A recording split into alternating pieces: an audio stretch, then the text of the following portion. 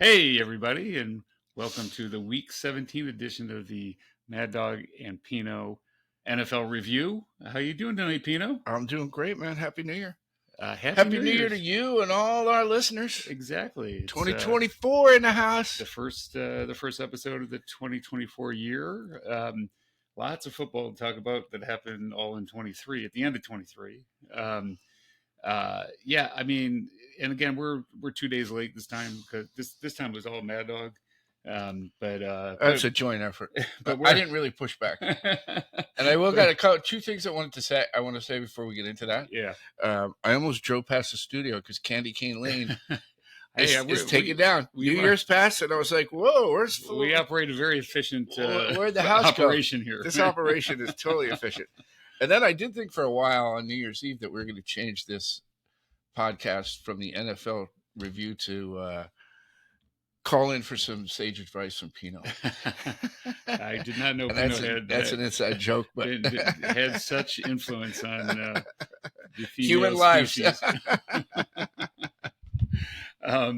All right, so before we started, both of us are saying, I don't know, maybe we just do only opening remarks this time and just kind of let it bleed into the games. I think we just riff.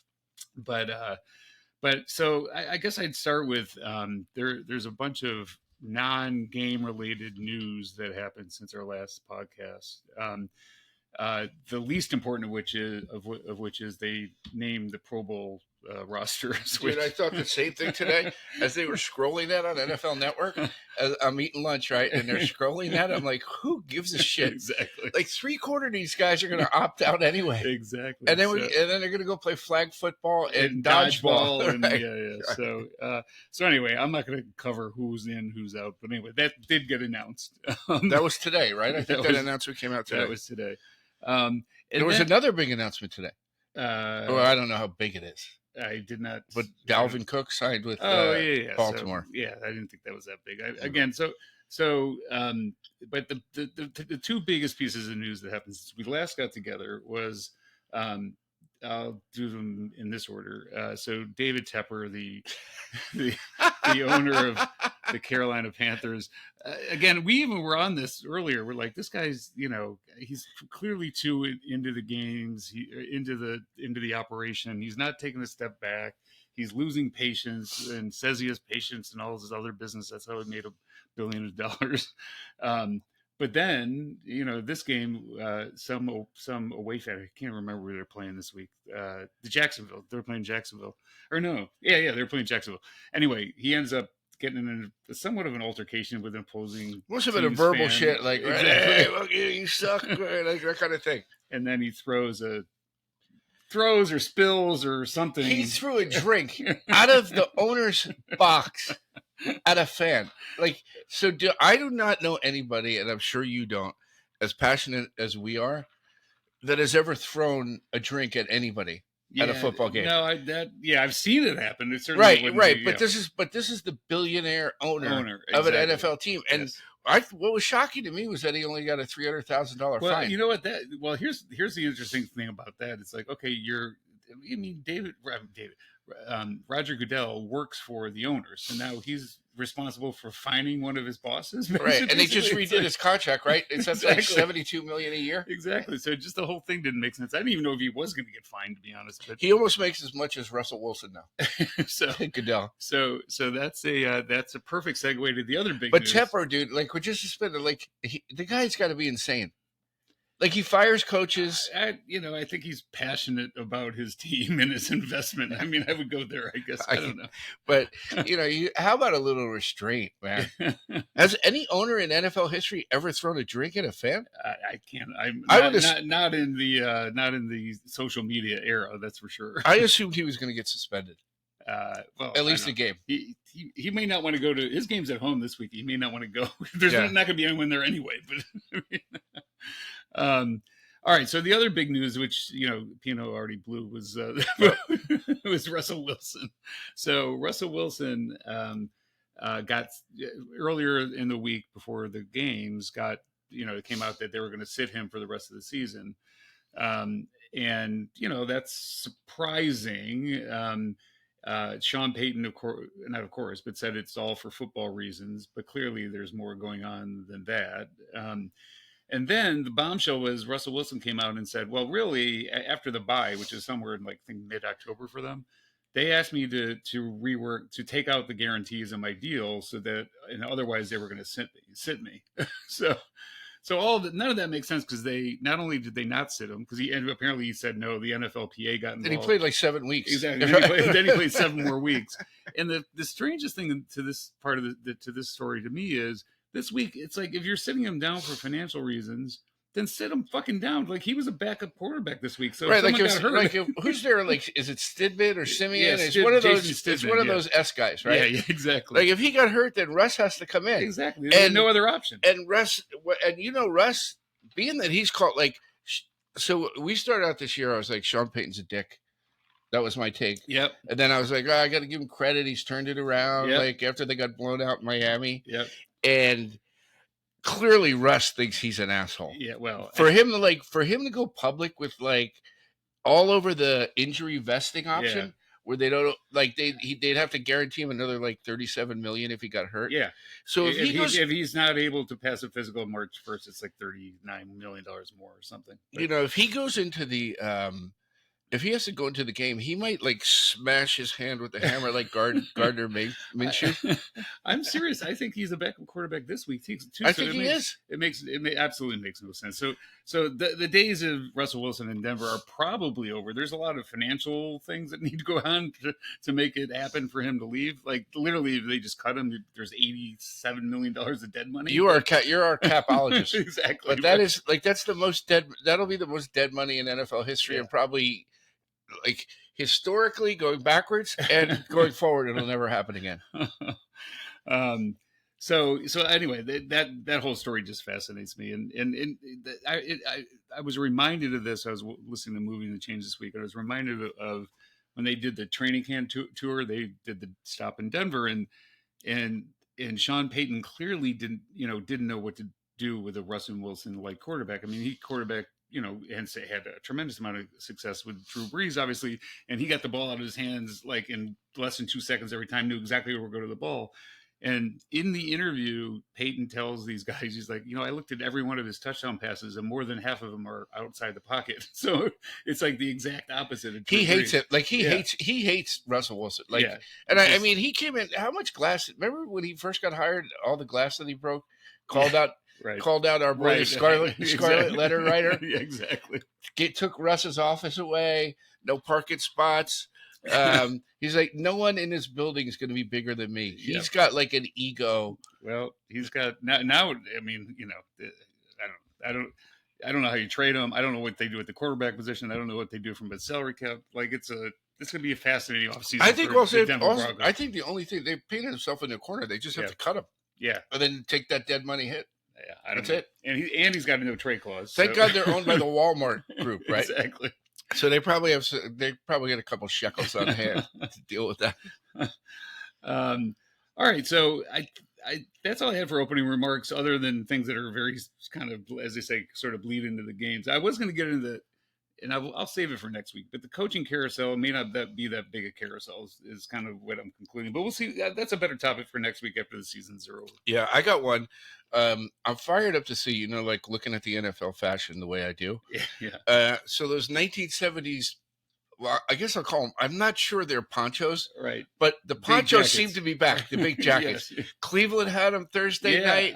You're right. Patrick Mahomes wears them constantly. Yeah, I think he wears at home. and it just reminded me of, like, do you remember when we were kids growing, like mid-70s, early 70s, like the whole, like the defense would be sitting on the bench and they'd all be in the ponchos with the hoods on, and there'd be a change of possession and there'd be just ponchos flying everywhere as they ran onto the field. Right. I am so fired up about that.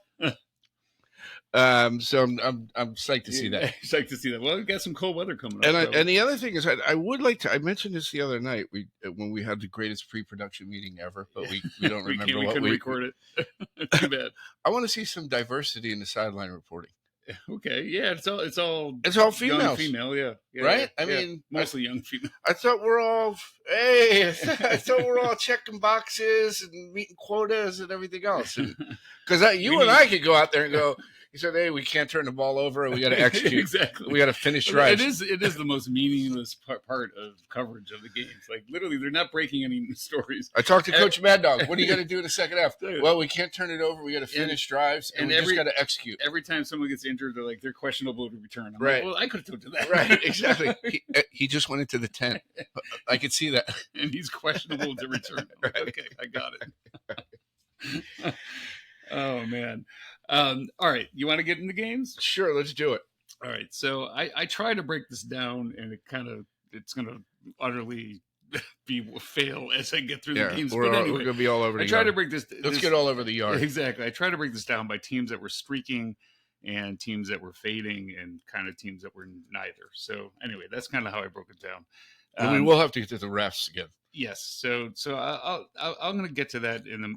I know you will. I know you will. We can start with that if you want. It's fine. Like all right. So let's just continue the opening remark about the ref sucking and they blowing calls that cost games and blah blah blah. So the game that was most evident in this week, most egregious, was the Lions 19 at the Cowboys 20. Again, if just to summarize it, we can get into it.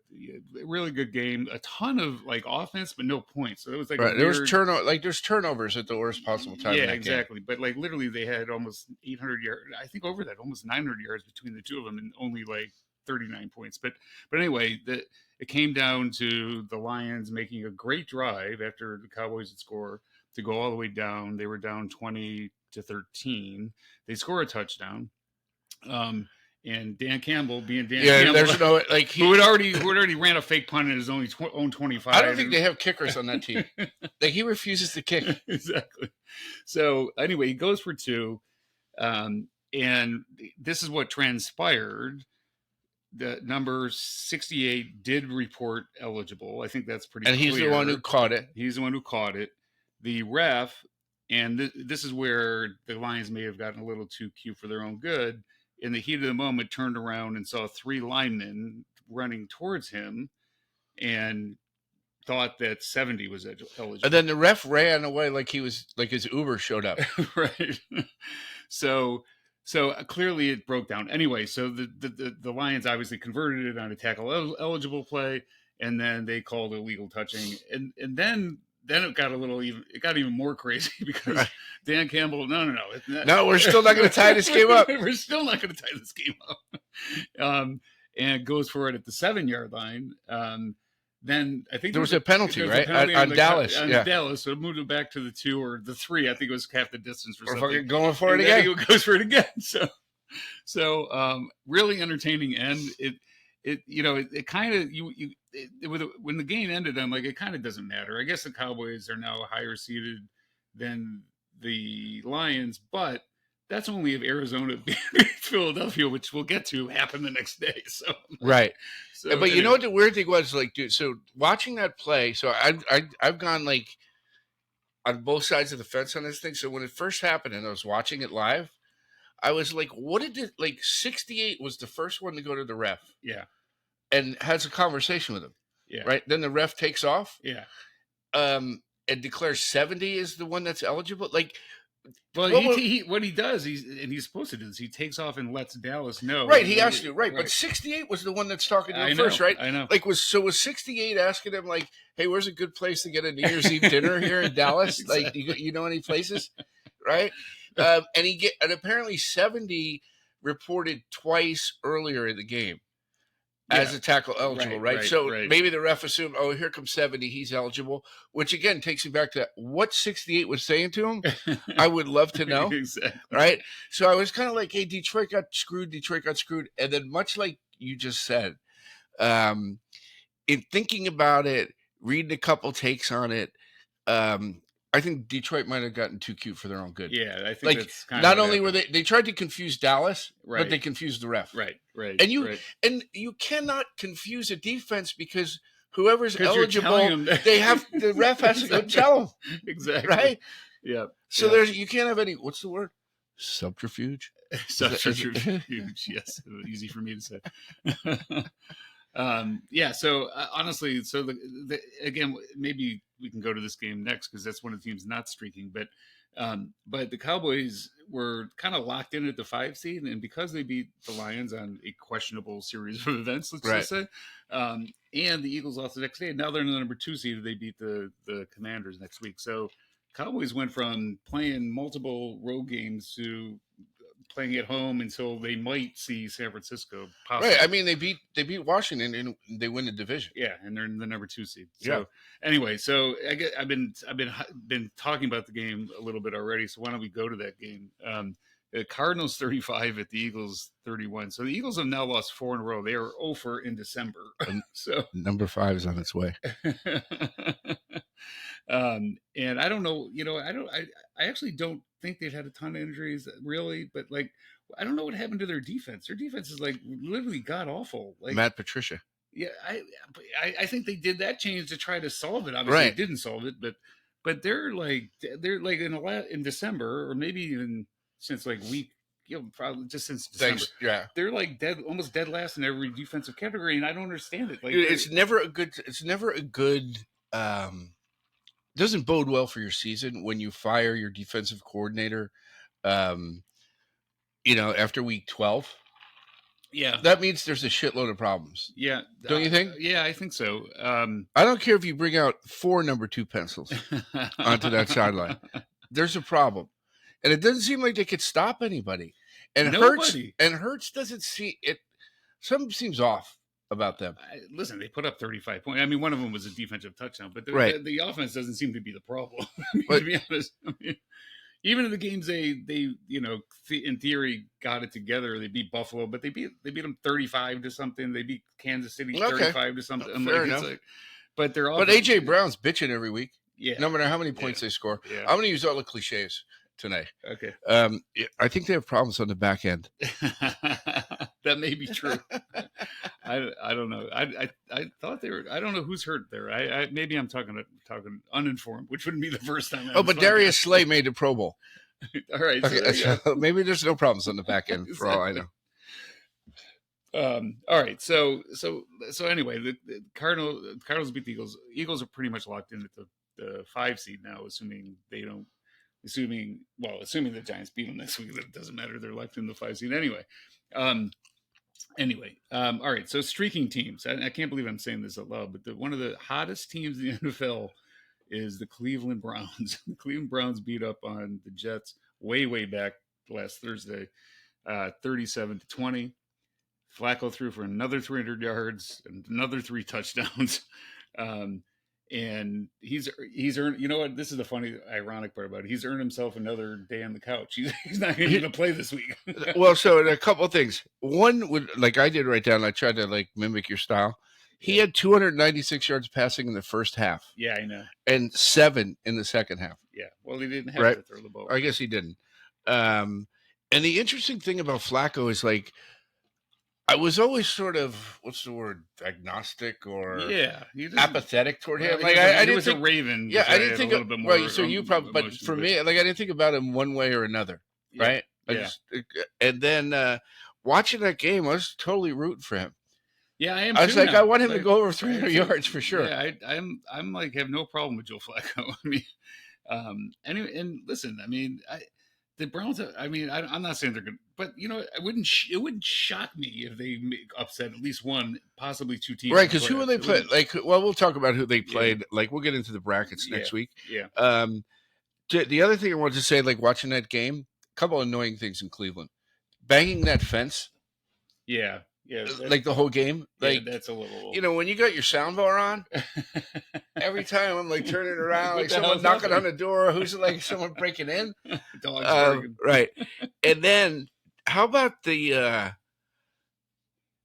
mean, this will be politically incorrect, I guess. How about the fat guy with like the wrestling mask painted on his face that they showed half a dozen times? Yeah. Do you know who I'm talking about? I know. Yes, I've seen the person or the type at least you're talking about. No, but they showed him a bunch of times Thursday. Do you think he's single? I don't know. I gotta believe he is. That's what you're trying to send him. Right. And then the other deal is, dude, watching Saleh during that game, like the look on his face and sort of like it looks like he's just like I got an appointment. I got to get the fuck out of here. Let's end this game. Yeah, he does And have I a thought, resting face. right? And I thought, like, oh, maybe it's just me. An indifferent resting I face. thought it's me maybe getting, like, the Jets, they irritate me. Yeah. And then there was, like, a little exchange at his post-game presser where I think an ESPN reporter was like, hey, you don't seem to show any emotion or get pissed off about what's going on. Like, that, like, brought it up. Because as we're watching the game, he's just standing there, like, he had the same look he had when Rodgers tore his Achilles. Like, he's an intense dude, I guess, or a very he looked passive. He didn't look intense. Right. So introverted, introspective, whatever you want to say. Oh, shit! So maybe he should be giving out the sage advice. Here's the thing about the Jets. So Woody Johnson said like 3 weeks ago, Saleh is back for next season. Like, don't you think that's a little premature? He said Saleh's back. Joe Douglas is back. Exactly. Nate Hackett is not going to write another novel because he's going to be back. Dude, they have turned that entire franchise over to Rodgers. Yeah, they have. And it's not going to end well. Yeah, I'm telling you. I have a feeling you're right. The one person that's probably not back, is Zach Wilson. So I don't know if you caught it, but in one of the press conferences this week, someone asked Saleh about Zach, and he's like, you know what, Zach's going to have a really good career, whether it's here or somewhere else. Yes, I did read that. I think he's out now. I read that today. I don't think he's going to be in New York. He's not long for the Jets. Jets. Oh man. All right. So the hottest team in the NFL. We should get to that team. In theory, the game of the weekend was the Dolphins at the Ravens. Ravens destroyed them 56-19. And it wasn't even that close, to be honest. I mean, like, LJ was perfect, wrapped up MVP as far as anyone is concerned. Had 5 TDs. They dominated, and I watched a lot of this game.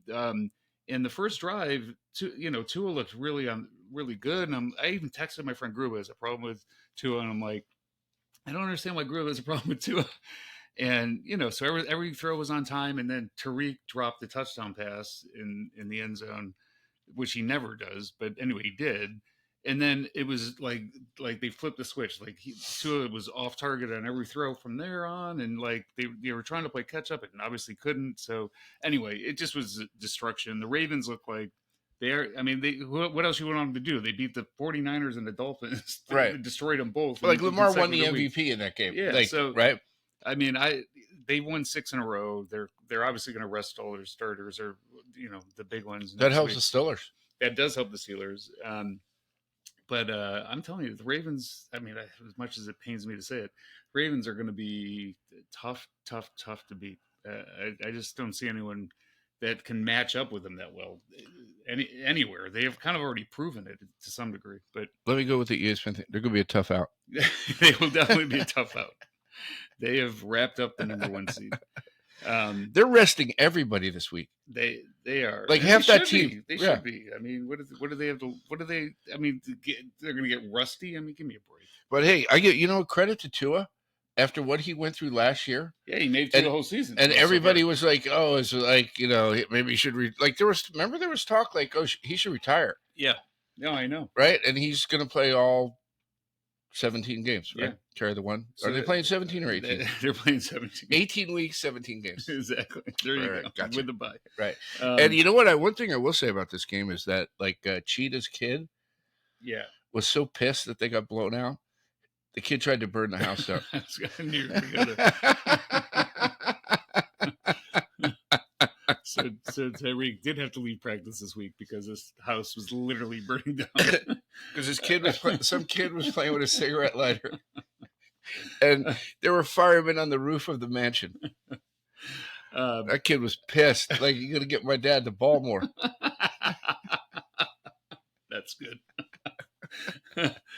All right, so that their loss and the Bills win against the Patriots, which we'll get to.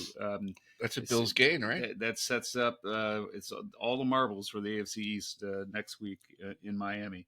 But the Pats were at the Bills this week. They lost 21-27, which was way closer than you would expect, right? Yeah.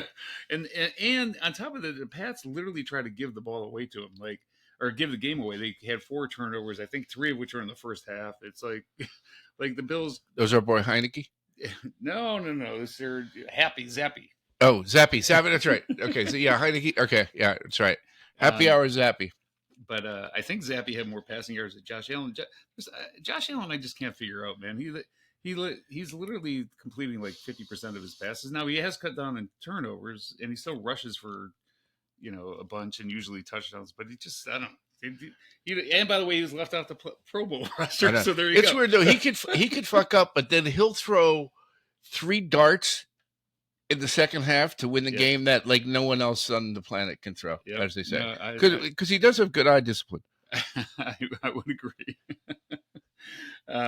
So yeah, like I said, it sets up the showdown for next week. There's more riding for the Bills. If the Bills lose, they could be out of the playoffs. They could be out of the playoffs. The Dolphins are going to get into the playoffs no matter what. But so if the Dolphins lose, they're still in. Yeah, they're still in. They'd be the well. It probably depends on some things, but I think they'd be the 5 seed. I didn't watch that whole game, but did McDaniels pull his pants down when they were getting the shit beat out of him like that? And say, you know what? We should have hired a better lawyer. Someone else was. I think it was on NFL Network this week that someone was talking about the capri pants. Right. Like we were on that 3 weeks before, fucking 2 months ago. But I do love McDaniels. Like, so I've said I love Belichick presser. You know how much I love Tomlin presser. Yeah. McDaniels pressers, like, they are a meandering son of a bitch. Right? Yeah. Have you ever seen him? Like, and he talks so slow, and he's like he's got the glasses on. Yeah. Like, they're awesome. Yeah, you can tell he's calculating as he's thinking.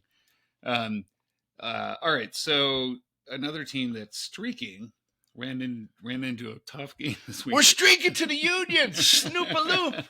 I didn't know streaking was back. So the Rams won 26-25 at the Giants. The Rams got lucky, baby. Yeah, the Rams, when I found you. Rams have now won 5-6. I'm sure you got a shitload to say about this game, but like literally, Kyron Williams is amazing, and then but the Giants were like they came all the way back.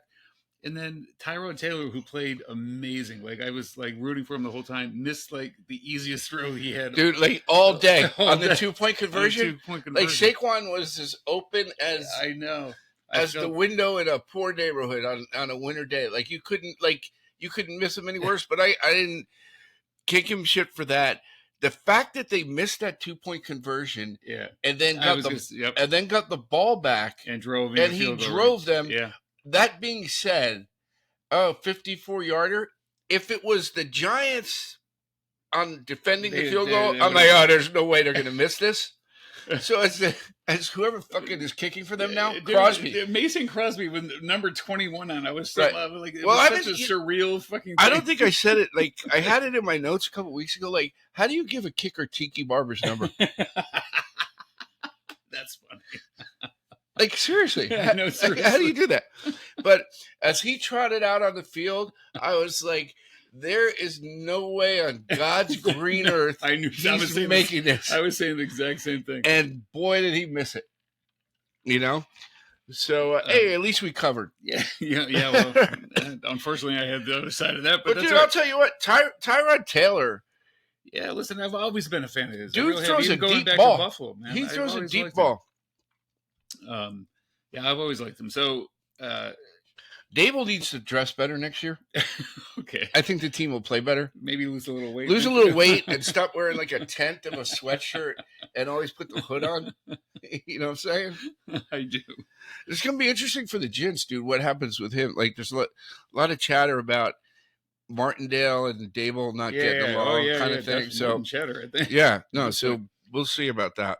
And Thibodeau has kind of disappeared over the last 4 weeks. You know, that's funny. Not funny, but you're right. We haven't said his name much, or I haven't heard his name said much. You're right. And so the Giants have lost 78 straight games to the Eagles. Really? No, I mean, literally, I think it's like 12 or 14. So this is the weekend? So we'll see. But listen, I mean, I'm conflicted. Yeah. I don't want to drop in the draft. Yeah, at this point, I think it should be about that. But I mean, I don't know. Wouldn't you love to play spoiler? I guess play spoiler against the. But we can. Yeah, well, you can keep them out of. Yeah, I mean, the Cowboys are probably relative to Philly and the Cowboys.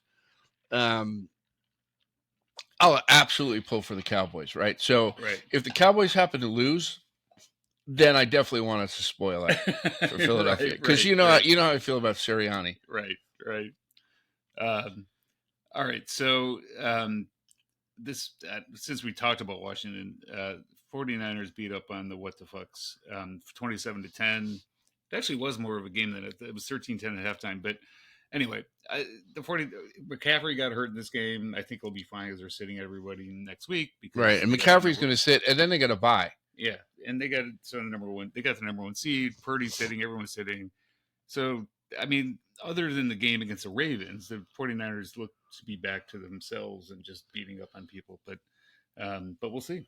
I don't know about like sitting Purdy, right? Because it'll be like sitting him this week, then they got to bye, then they got another 5 days. It's almost like 3 weeks. I know, but look what happened to him last year without Purdy. So Yeah. just at least Like, Sam yeah, Darnold I this hear time, you. I guess. But What about the integrity of the game and FanDuel and all this kind of shit well, and the lines? At least you know going in. I guess so. All right, the other streaking team that we should talk about is my Pittsburgh Steelers. They won 2 in a row. Dude, the fact that Tomlin will likely coach them to 10 wins this year, right? They're 9-7 right now. Yeah, right. Yeah. So they win against a Ravens team that's sitting everybody. Yeah, and they have 10 wins. And that is might not make the playoffs. Yeah, but anyway. but that's an unbelievable coaching job considering. I say that I agree with you, but they left at least a win on the table by sticking with Trubisky for any period of time, which is clear. So the game was Steelers. Well, hindsight's 2020 with Mason Rudolph. Yeah, right, exactly. And Mason Rudolph, again played, did everything that Kenny Pickett and Mitch Trubisky haven't done all season. Stood in the pocket, made throws on time, threw him downfield. But the real story of the game was their running game. They had 146 yards rushing in the first half, I think. Both Warren and Najee Harris were dominant. The offensive line was blowing people off the line of scrimmage. So it was like a real Steeler win. So like I'm excited, but like they could have done this against Arizona or the Colts or whoever, or the Patriots. I mean, like, anyway, so it's just like frustrating that we're like fighting for our playoff lives, and we had one win against one of the 2-win teams. We'd be in the playoffs already. So and I couldn't tell whether Boswell's pants got shorter. I need to get some sort of. There's got to be software. There's got to be software I could measure that shit, right? All right. I also have to give you. I swear to God, this is true. So I should have said this in opening remarks, but I'm going to say it now. So again, I got to give you credit where credit's due. Moving the chains, apparently. So Pat Kerwin, they do have someone that finds people for all this shit. Yeah, no, like, there's a uniform guy at every game, right? Yeah. So these people, all these guys are getting fined like $5,000 a week for those pants. Yeah, exactly. So it's the dumbest thing ever. Dude, nobody wears pants anymore. Everyone's knees are out. Exactly. They're like a lacrosse team. He did bring up a good point in terms of knee pads. He's like, all right, they don't really, like, if you're going to tear your ACL, like a knee pad ain't gonna. It. But for like rug, carpet burns or. Dude, it's the same thing. Like why they don't wear those knee pads and elbow pads like they used to wear in the NBA, right? In the '60s, right. And we had like remember when you played seventh grade basketball? You went out there like the cable guy. Right. All right, so the Steelers play the Ravens next week. So what do they? A bunch of help. Yeah, how much help do they need? They need a Bills loss or a Jacksonville loss or a Texans Colts tie. So what if they just get a Jacksonville loss? They're in. Yeah. Jacksonville's going to lose that game. I think they might. Jacksonville. All right, so that's a good segue. I'm just like you're driving the bus here, man. All right, so Jacksonville is one of the teams that is not streaking. Had lost 4 in a row, but good, good for them. The Panthers come to town, so they win 26-0. Trevor Lawrence is still hurt. He's got an AC joint, which apparently is a hugely painful thing. But on game day, they just shoot it up, and you And you go, I've seen that with Ben way back. Cut me, Mick. Oh, well, But- fucking dude. Ben getting shot up? But- Dude, Ben would have had surgery on that thing in the blue tent. That, like, if the blue tent existed when Ben played, That's true. that would have been a surgical unit. Come on. And with the loss, Carolina wrapped up the number 1 pick they already gave it to the Bears. Dude, the Bears are in the catbird seat. You know what? Let's go. Yeah, let's go stay with the game. No, well, you want to say something about the Panthers No, and Jaguars? the only thing I want to say is, like, it seems to me like the wheels are sort of coming off in Jacksonville. Yeah, big time. Right? And maybe there's a reason, like, Doug Peterson got fired in Philadelphia. You know, I think there's something to that. Like he like even in like the things that people say in in press into the media, like there's an undercurrent to like him losing the team. Right. He's not kicking players at practice like Urban Meyer did. Right. So that's a positive. What do you think Urban Meyer's thinking about this right now? Like, look at that. They're fucking up. But yeah, no, the wheels are seem to be coming off. Yeah, big time with them. And it's a little bit injury related. But it doesn't help that the Prince get hurt. Yeah, he's hurt. All right, so let's jump to the game for the fuck of it. So the Bears are actually streaking. I think they went 3 out of 4, maybe 4 out of 5. Right. They played the Falcons 17 at the Bears 37, and Justin Fields had a great game, which has happened a lot recently. Tyler Heineke did not. He threw 4 interceptions. But what do you like? What probability would you put on the Bears not taking a quarterback? I guess I'd put it that way. Here's what I'd say. Like, I think Justin Fields has played much better as the season gone on. Yep. Right. But they have the number 1 pick in the draft, which a draft that supposedly contains at least 4 generational quarterback prospects. Right. Yeah. And his contract's up. Like, they're going to have to pay him.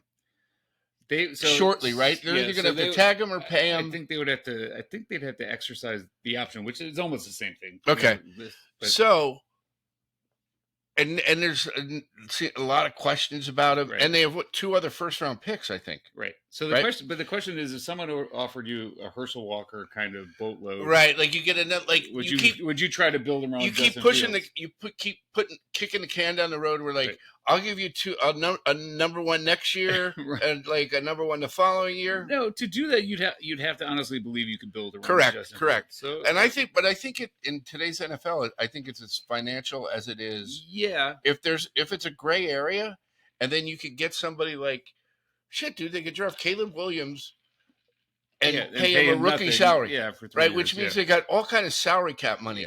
Yeah, that's true. And I guess they'd have to, if they don't pick up the option. I think that's where they're at. I think he'd have to. Yeah, he'd be a free agent then or something. Right, and I don't know, but like watching. Actually, no, he'd have 1 more season with him with no matter what. But anyway. I think it's an interesting. I wouldn't want to be Ryan Polis or whatever his name is. I think I would. Like, like he's an embarrassment. Yeah, an embarrassment of riches. Yeah, he obviously played it well last season. Yeah. All right, so that's why Tepper's going to fucking. He might throw water, like when he goes up to and he says, "Can I have a bottle of water?" They're gonna like open the cap, right? You know how like when they like. At some stadiums, they open the cap so you can't throw it full. Of course. So when Tepper goes and says, like, hey, can I have a bottle of water? They're like, oh, sure, sir. Take the cap off.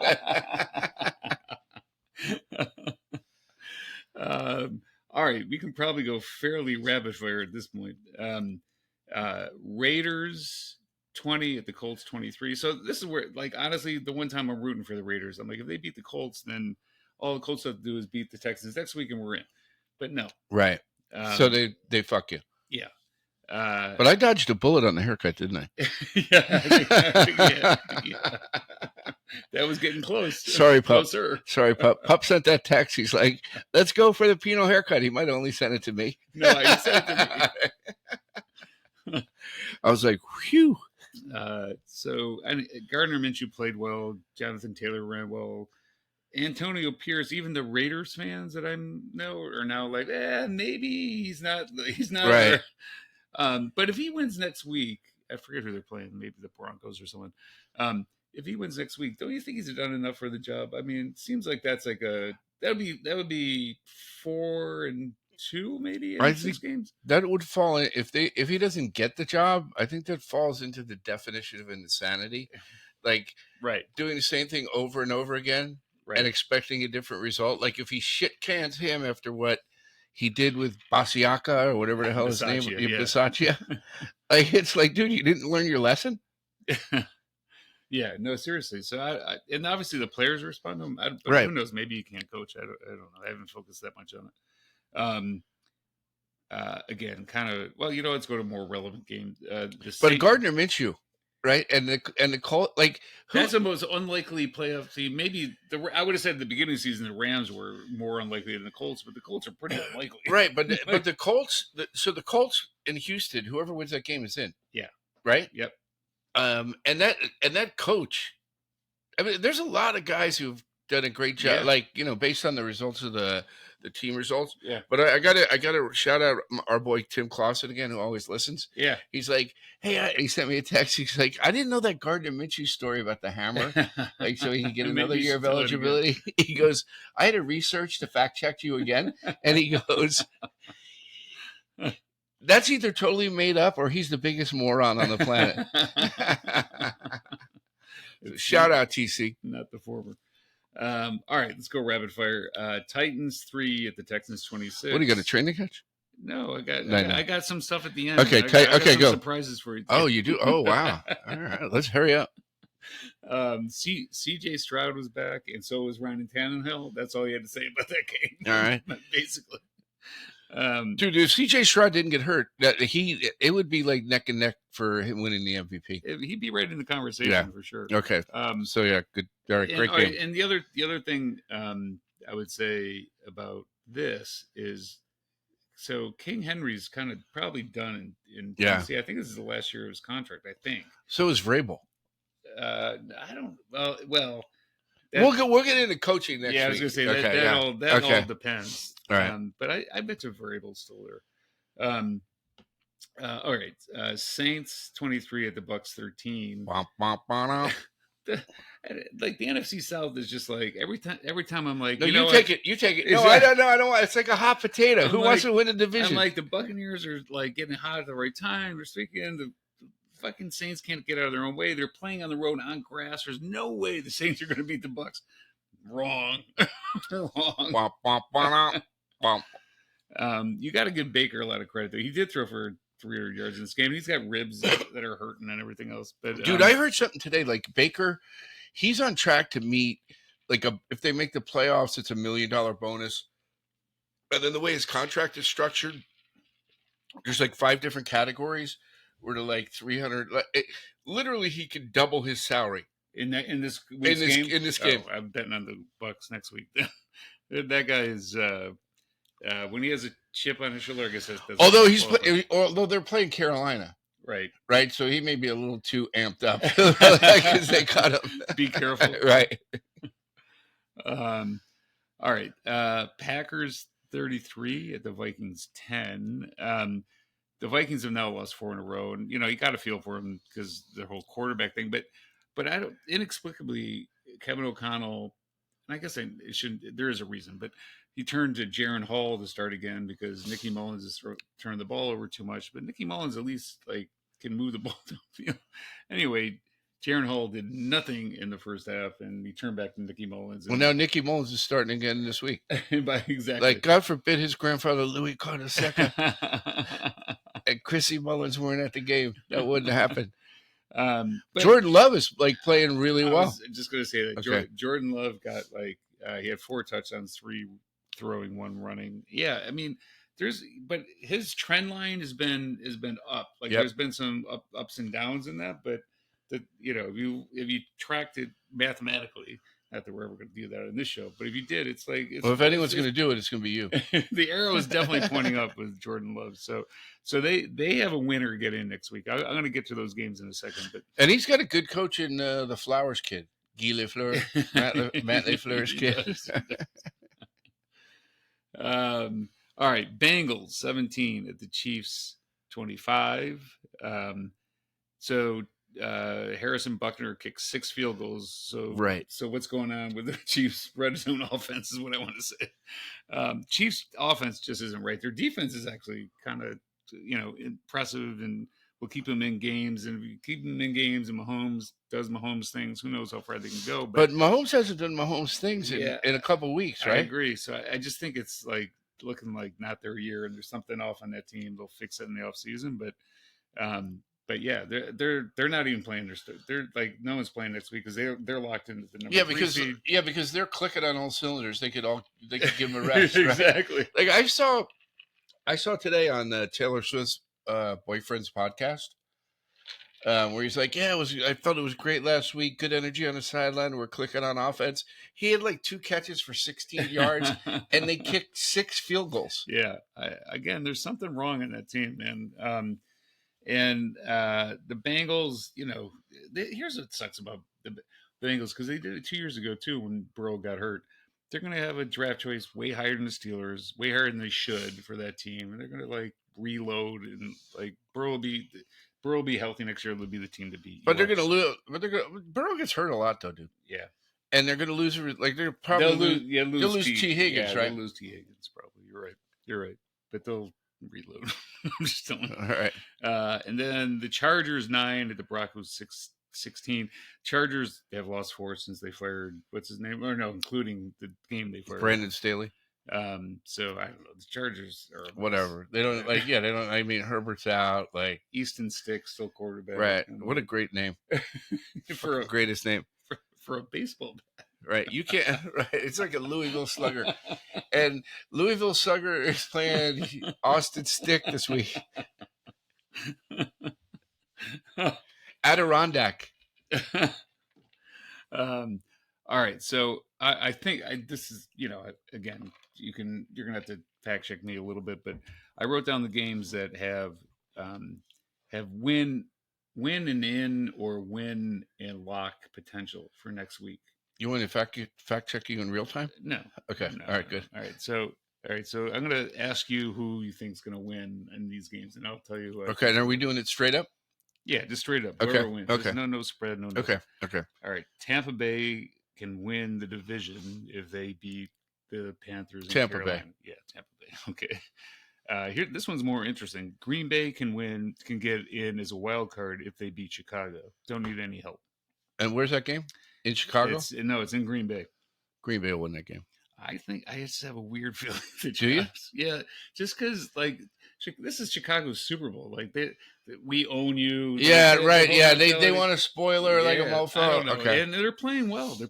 So I don't know. All right, so are you taking Chicago? I'm taking Chicago. All right, I'm taking Green Bay still. All right, Dallas obviously can win the division, lock up the number 2 seed by beating the Commandos in that's in Washington. In Riverboat Ron's last game. Yeah, exactly.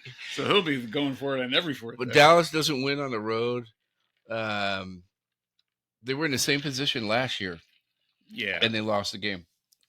Dallas will win the game. Yeah, I think Dallas is winning too. And I can't imagine they would after everything they've done. Yeah, everything that's happened. Not that they've done all of it, but to get here. All right, here's a real interesting one. Buffalo at Miami. Winner takes the division. You want me to go first? I'll go first. Go first. I'm really torn to this because I want Miami to win for obvious reasons. Right. but I can't see Buffalo not. Buffalo's winning this game. Yeah, I think you're right. I agree with you. All right, so Houston and Indianapolis again. The winner gets in no matter what. They could take the division depending on what happens with Jacksonville, but the winner gets a wild card no matter what. So Houston at Indianapolis. So here's the problem with this game. Like CJ Stroud has been like the bomb. Yeah. Right? Like he's been money. You could count on him. And Minshew is, he's fucking all over the place for the last 5 years. But Indianapolis, who's a bigger surprise? Houston or Indianapolis? I would say Houston. Yeah. Yeah. But I'll take Houston in this game. I am too. I'm taking Houston. Even though they're on the road, I'm taking Houston. Yeah. All right. I'm with you. We're almost in agreement on this. All right. So Jacksonville at Tennessee. Jacksonville, if they win, gets the division. If they lose, they could still get in with some help. But that hurts the Stillers, right? yeah, If so, you got to root with your heart, dude. You got to take Tennessee. I'm taking Tennessee on this. Yeah. King Henry's last game, he runs for like 280 yards. And Jacksonville's on the road, right? Yeah, they are on the road. Yes. Yeah, I'll take Tennessee. All right. There you go. Not just to agree with you. Is that it? No. Well, there's other games that have playoff implications, but those are like inner. Let's get to Giants Philadelphia. All right. Who do you like? Football Giants.